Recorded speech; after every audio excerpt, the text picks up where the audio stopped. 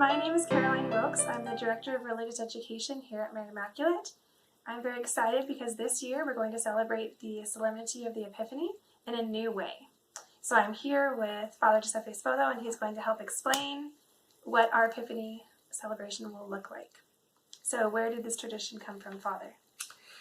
Okay, this solemnity has been celebrated in the Catholic Church since ancient times because the day of the Epiphany there is a manifestation of God, of Christ, to all the people, to all the country. And so traditionally we celebrate the Epiphany as a sign that the Lord manifests himself to all the cultures, to all the country, that salvation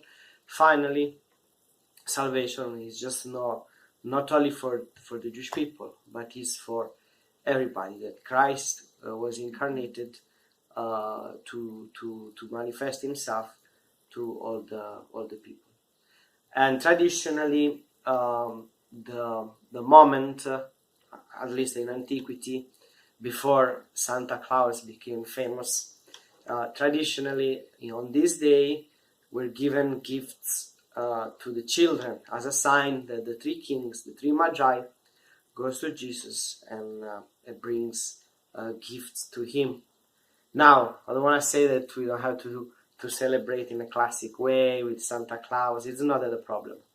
But the main thing is that we rediscover the meaning of this feast, that it's really important, which close the Christmas time. So it's a way to celebrate in a dignified way. So why are we doing this, and what do we hope to learn or to teach the children? We're doing this because it's always a catechetical moment for the children, which is really nice. And it's a moment, to teach to the children about our tradition, to teach the children about the importance of these three men that travel from afar and recognize the Lord, and recognize that in the little Christ there is the Savior, and they put their authority at the feet of Jesus, bringing the gifts. The gifts itself are signify something. The golden is the regality of Jesus, that Jesus is a king. The frankincense, it's a sign that is divine, and that is God, that is the Son of God. And the myrrh is the sign that he takes human flesh, because this was an anointment that he used to cover the body of the people once they die. So this means it's a prefiguration of what will happen to Christ with his death and resurrection. So in this feast we see how Christ manifests himself to all the country.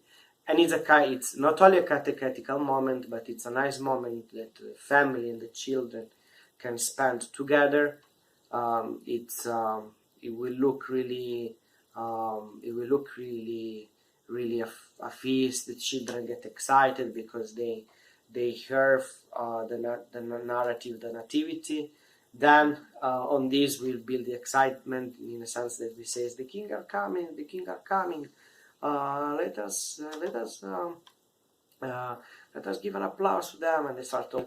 And after there will be also a moment of dialogue between the kings and the children. The children can ask them a question, and so the three kings are really coming. The three kings are really coming. They will march in the chapel with the trumpet, with the sound of the trumpet, with in a real way, and also as a sign of the unity of the parish. The three kings will come from the three different ethnic that we have, especially here in Mary Immaculate, the Anglo, the Hispanic, and the Francophone. So it will be a sign of unity, that Christ brings unity among the nations. That the fact that he is the king of the universe by himself as a king warrior, but as a king of peace that brings peace. So how can the families prepare, to prepare to come to this day? Okay. The family, one nice things that they can do is, first of all, they can start to tell the children about the event. So once we are in the week of the Epiphany, they can start to tell to the children, this Saturday we are going to see the kings that are coming in Mary Immaculate, and be ready, because they're gonna bring a gift to you. So the children, helped by the parents, they can write a letter.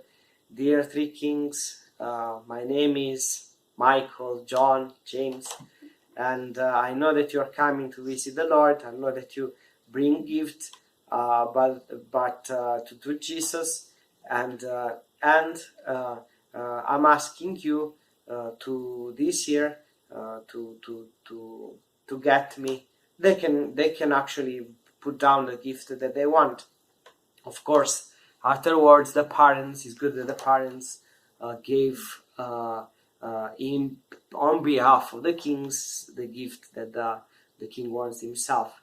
But also the parents, they can start to tell the children questions, important questions, like why they are coming here, where are they from, what do you expect or in seeing Jesus, why they bring important questions.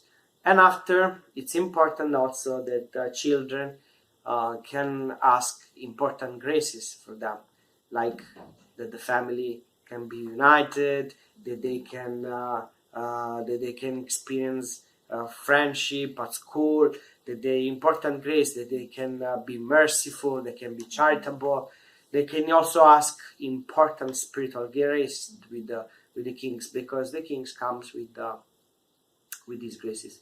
So there will be a moment in which we will have three baskets next to the kings, and the children will handle the letter to the kings. They will put it in the basket, and we will have some candies to give. Like the king will give after the dialogue. After there's been a dialogue, there will be this moment in which the children give the letters, and the king will hand them candies.